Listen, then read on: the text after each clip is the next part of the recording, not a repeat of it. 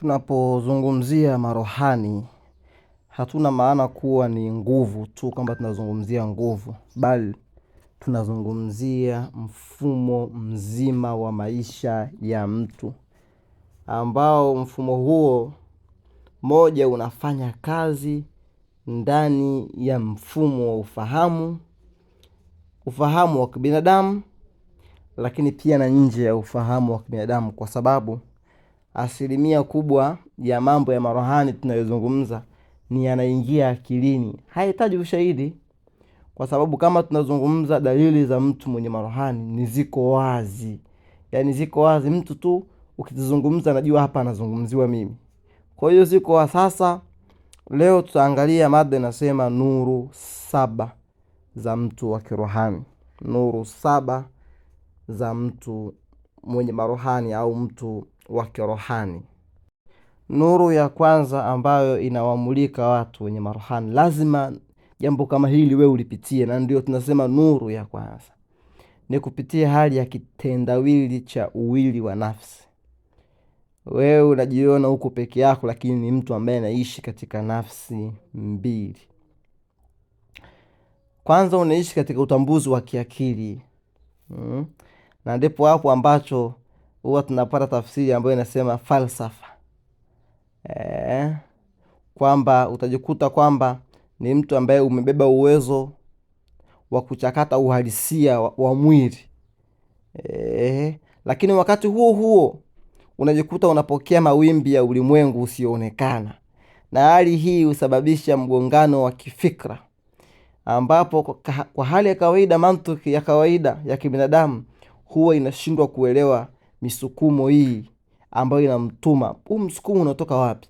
Mbona nafsi inaniambia nifanye hivi? Kuna wakati unapuuza unapata madhara, na kuna wakati unatimiza unapata faida. Kwa hiyo mtu hujikuta kwenye mtihani mkubwa wa kufanya maamuzi, lakini akihisi kwamba mambo yanaweza kutokea, mambo ambayo hajawahi kuyaona. For example, kupokea taarifa kabla ya tukio. Mtu ambaye anamulikwa na nuru hii ya kirohani anapokuwa ameketi nyumbani kwake, for example, ghafla anajikuta akipata picha kamili au sauti ya ndani ikimwambia kuna simu fulani inakaribia kuingia, pana mtu fulani atakupigia simu sio muda, kwa ajili ya jambo fulani, au kuna tukio baya limetokea, na wakati huo huo kitu kile kinakwenda kutokea. Hii pia ni hali ambayo mtu ukupana nayo. Kwa hiyo unakuta dakika chache au masaa machache tukio hilo linatokea kwa namna ile ile ambayo ameiona katika hisia. Juzi niliitwa na mtu fulani nimrekebishie gesi. Roho akaniambia hii gesi inakwenda kulipuka hii. Itakwenda hapo, itasambaa na moto utatokea. Yaani leo inaniambia, na kweli hicho kitu kikatokea. Kwa hiyo akili yako inakuwa ikisubiri kupokea taarifa za kawaida ambazo tayari roho ishahisi, roho ishakwambia, na unajikuta unapigiwa simu ama kusoma ujumbe. Badala yake mtu sasa unajikuta ukiendelea unapitia kwenye hali ya upacha, yani ya kujiuliza kwamba vipi. Mfano mwingine, mgongano wa kifikra wakati wa maamuzi. Mtu unapokuwa unakabiliwa na uamuzi mkubwa wa kimaisha, fanya hivi, au machaguzi, mchague kati ya huyu na huyu, ishi na ishi, unachagua kipi?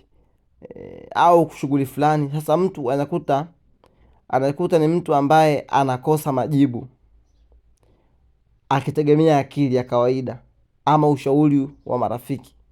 Sasa ndani yake kuna kuwa na sauti mbili ambazo zinaanza kwa ukali, ambazo zinasema nenda huko, kuna faida. Lakini kuna sauti ya msukumo mzito wa ndani ambayo wengi huita ni maono au sauti ya rohani, ambayo huwa inakataa kabisa kusema kwamba kuna hatari nyuma ya panzia ama hivi. Yani marohani watakuletea mfano mfumo fulani. Sasa mara nyingi akili ya mwanadamu itapima kwa faida, kwamba mbona pale panalipwa mshahara mkubwa, mbona pale pako hivi. Sasa rohaniati mara nyingi atakuletea visababishi vya wewe kutokwenda, visababishi au dharura labda zikatokea, na mambo mengine kama hayo. Kwa hiyo haya ni mambo ambayo huwa ni nuru, ni miongoni mwa nuru ambazo huwa zinawamulika watu wenye maruhani. Nuru ya pili, sheria ya moto na usafishaji, tena wa lazima. Sasa katika maisha, falsafa, kuna kauli inasema dhahabu ili iwe safi lazima ipitie kwenye tanuru la moto, tena mkubwa tu. Lakini hivyo hivyo ndivyo katika maisha ya mtu mwenye maruhani. Sasa mfumo wa maisha ya mtu mwenye maruhani haufuati mkondo wa kawaida wa kijamii. Na kuna ule mkondo wa kijamii unafahamika, mtu atazaliwa, akizaliwa kama ni mwanamke ataenda atavunja ungo, akivunja ungo atasoma juu atafanyaje, ataolewa, akiolewa atazaa watoto na yeye atakuwa mama, hivyo hivyo tutamwangalia. Mtoto wa kiume sio atakuwa mitaani, akishakuwa mitaani atazunguka, atarudi, atasoma. Mtu mwenye maruhani maisha yake hayafuati mfululizo kama huo, yani ni different kabisa. Hupitia kwenye milima na mabonde makubwa makubwa, majaribu ya mara kwa mara na migogoro ya kisaikolojia ambayo inalenga kuchoma udhaifu wa kibinadamu. Yani matatizo yote hayo yamemzidi umri, yamemzidi ukubwa, yamemzidi maarifa, lengo ni kuchoma ule udhaifu wa kibinadamu. Kwa kila dhoruba ambayo anapitia ni mchakato ambao mitambo ya kiroho maruhani wenyewe wameitega, ambao utamlazimisha kukua kifikra na kimamlaka kilazima, hataki asitake, lengo kumkuza. Hata kama mchakato wenyewe utakuwa unaumiza kwa kiasi gani, lazima umpate akiyapitia yale. Ndio maana kuna watu husema mimi na maruhani, sasa kwa nini napitia hii hali? Mbona hali imekuwa tete sana? Lazima ukubaliane na hayo yote. Nuru nyingine ambayo hupitia mtu wa kirohani ni tunasema sheria ya kutengenezwa neno lake. Mtu wa kirohani alopokwi ovyo, na kama wewe ni miongoni mwao jitafakari. Usipende kulopoka kuongea mambo ambayo hayana kichwa wala miguu. Sasa sauti ama neno la mtu mwenye maruhani si tu kwamba ni sauti tu ambayo inatoka kwenye mdomo imetengenezwa kwenye koo, bali ni amri ya kimaumbile ambayo imebeba kiini cha uwezo aidha wa kuumba au kuharibu. Kwa mtu mwenye rohani inabidi ukiongea, basi kuna sehemu uende ukaharibu, maneno yako yakaharibu au yakatengeneze. Maana yake yabariki au yalaani. Maneno yako yanakuwa yani the power, yanakuwa ni maneno yenye power. Sasa mtu mwenye maruhani anapozungumza maneno yake hayapimwi kwa uzito wa kibinadamu tu, kwamba ili aonekane amezungumza point basi azungumze kwa benz au azungumze kwa sauti ya juu ndo tuseme yesi hapa kachafukwa, bali huambatana na msukumo wa nishati ambayo imezunguka uwepo wake. Uwepo wake upo, hata akizungumza kidogo tu uwepo wake tayari ushaonekana ili ni neno. Ni sawa na rais, hata akizungumza kiutani tu kwamba tutakufuatilia, naomba huyu afuatiliwe, akisema hivyo japo kwa utani, japo anacheka, ndugu yangu, hapo umeyakanyaga, umeyavaga, utafuatiliwa. Sasa hii inasababisha kile kinachojulikana kama maneno yenye uzito, na ndani yake yamebeba laana au baraka. Kama laana ni laana ya chapkwa haraka, na kama ni baraka ni baraka ya haraka, ambapo ndani yake kuna nishati ambayo hufanya kazi kama kichocheo ambacho kinaharakisha utekelezaji wa kile ambacho kinatamkwa na yule mtu wa kirohani. Wewe ukitamka maneno yako yana matokeo. Kauli zako zinasikilizwa, kauli zako zinatiiwa. Ukiomba unapewa. Mtu wa kirohani kama upewe, jitafakari na uwaone walimu, unapewa ukiomba. Ukiita unaitikwa au unapuuzwa na kati wewe una maruhani. Lakini nuru nyingine ndugu zangu ni ukuta. Ukuta huu ambao kila mtu mwenye maruhani huwa anapitia kwenye huu ukuta. Uwepo wa nishati ambao uwepo huo unaleta aina fulani ya kutengwa au ya upweke wa ndani, pamoja na mambo yote hayo na ufalme. Kuna wakati utajihisi mpweke. Yaani kuna wakati wewe utakuwa unajihisi mpweke licha ya kuwa na mvuto mkubwa kwa watu wengi. Mtu mwenye marohani mara nyingi utajikuta uko peke yako katika viwango vya ndani kwenye maisha yako. Hii inatokana na ukweli kwamba walimu wako na falme zako zinakataa kukuunganisha na kila mtu, kwa sababu kuna miundo mibovu ya chini, yani chini ya fikra. Unakuta watu wanaokufuata wako chini ya kiwango.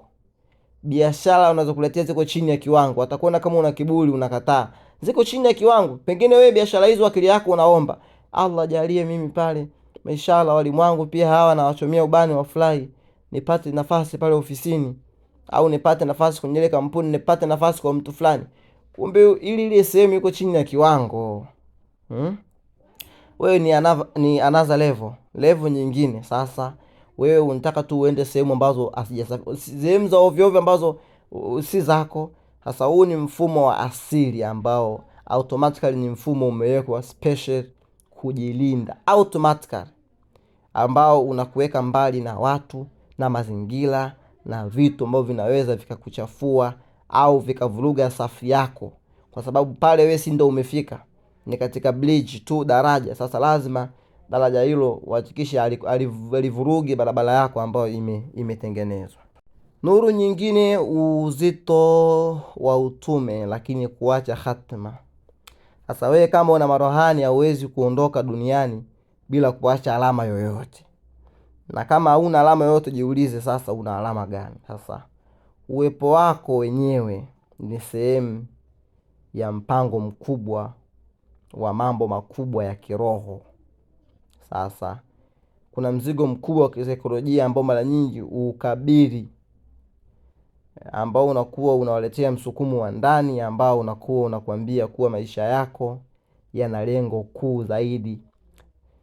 Kwa hiyo maisha ya mtu marohani ni zaidi ya kula, ni zaidi ya kulala.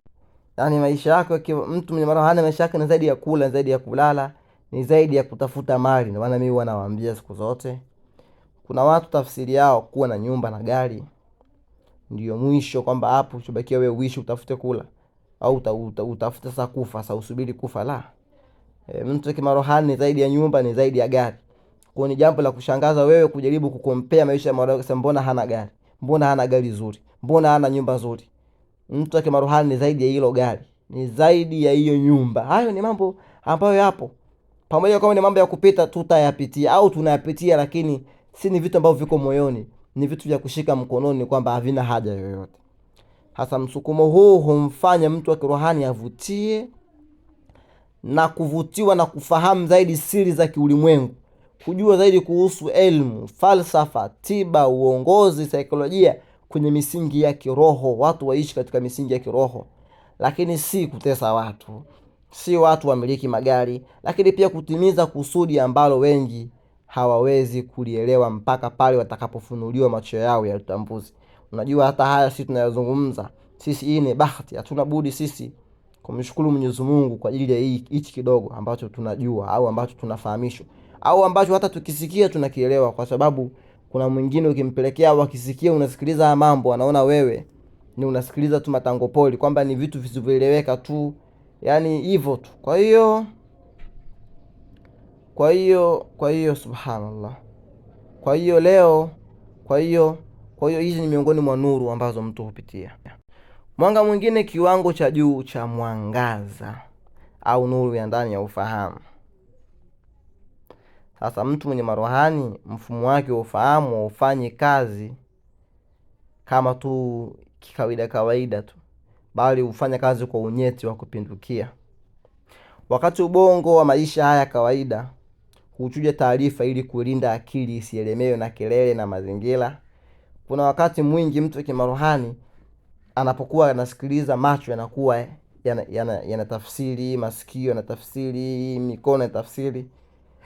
Yaani ndio maana mara nyingi ni bora yeye kujitenga, kwa sababu wewe unaweza kuwa unaongea uongo au unaongea pumba au unaongea joke, utani, lakini ile utani akawa anatumia nguvu nyingi kutafsiri kwamba hivyo akawa. Kwa hiyo ndio maana mara nyingi hupenda kujitenga, kwa sababu kila kitu yeye anakitafsiri, kila kitu anakihesabia kwamba ni funzo kwenye maisha yake. Hasa wewe ikiwa unaenda pale kuzungumza naye alafu tu unaongea tu maneno ya kuropokwa, ndio maana huwa anajitenga, kwa sababu atakuwa akili yake inatumika muda wote. Kwa hiyo hii ndio mara nyingi sababu muda mwingine hujihisi kama kuchanganyikiwa, na hasa mtu ikiwa hana elimu sahihi ya kutuliza au elimu ya kutosha ya kutuliza ama kusafisha nishati yake. Unakuwa ni mtu ambaye anahisi kila kinachotendeka kwenye ulimwengu basi anajihisi kama kilishatendeka au kimekuja kumhamisha sehemu moja kumpeleka sehemu nyingine. Kwa hiyo haya ni mambo ambayo inabidi tukabiliane nayo.